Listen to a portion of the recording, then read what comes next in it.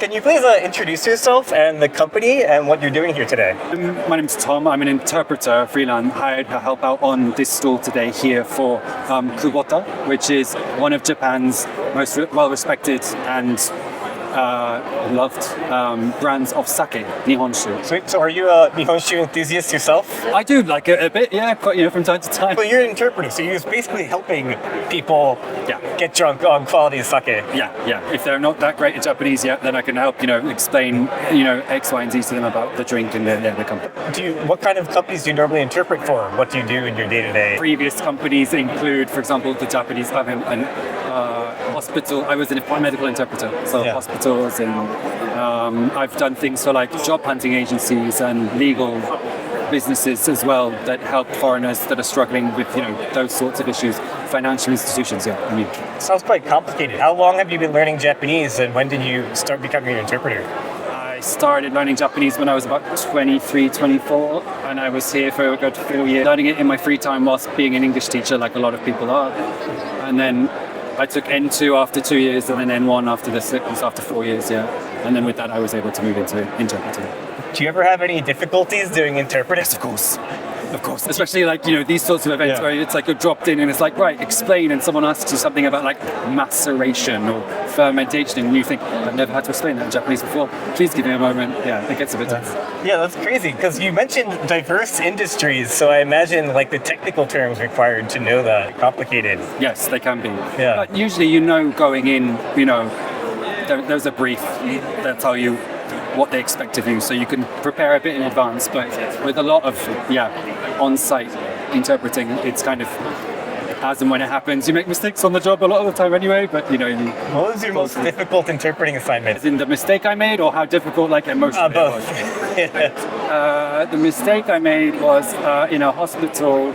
I misgendered a baby that a woman was going to have.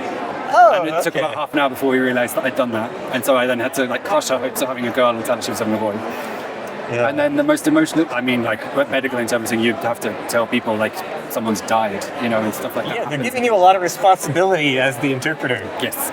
Yeah. So that was rough. But generally, it's a great job, and I recommend it to people. Awesome. Well, thanks so much, John. No problem. Would you like a drink? Yeah, now let's drink up. Sure.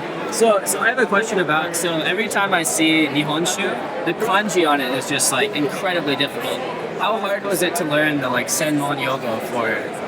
I mean, first things first, I still can't read some bottles that I see. And I have, my Japanese friends too. They'll occasionally, I don't know how to read that. You have to switch it around, look on the back for the cleaner writing.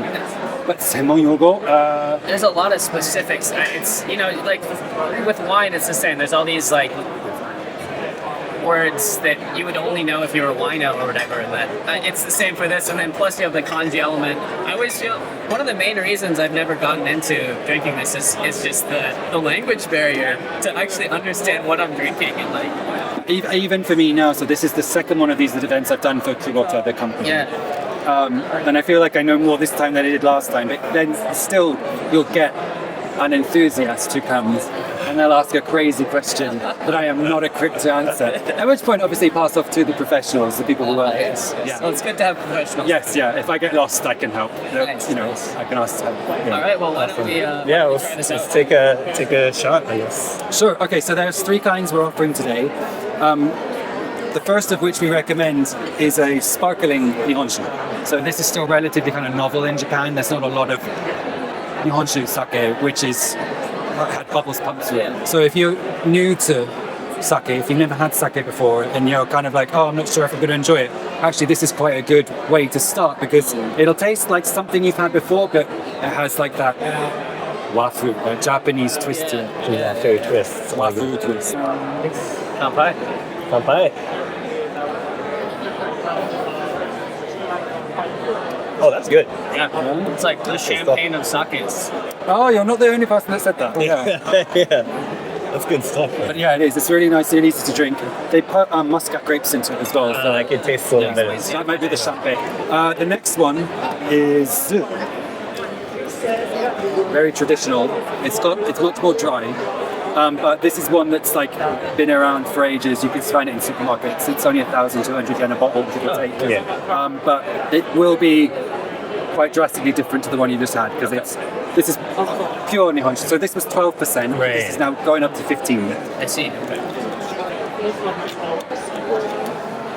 But this is like, I mean, the standard Kubota, I guess you could say. Nice. Right. Kanpai. Hi. You too.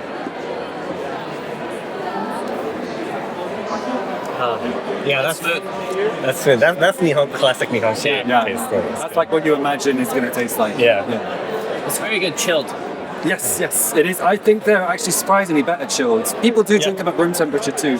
This is the last one. So this is basically what you just had there was called a Senju Ginjo. This is a Junmai Dai Ginjo. So I still really don't know massively what the difference is. I just know the amount that the rice is washed and milled is higher and done to a higher standard with this one, which results in, you'll see, it's really easy to drink. Yeah. But it's still, you know it's alcohol. It's got like that, oh, it's a drink, but it's not, there's no burning sensation and it's really pleasant. This is the most expensive one.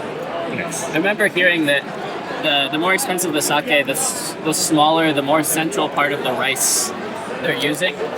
So the junmai is like a part of the center of the rice. I'm not a font of knowledge yet, but yeah, generally Something, yeah, that's... there's like, you have your 100% rice grain that you get naturally, Yeah. and they will like take Nail it off down 40% somehow, of it, like off the top, Yeah. polish it 40% down, and then that will be used for certain ones, but then 60% down will be used for other ones. Okay, and this is, oh sorry, this is the last one.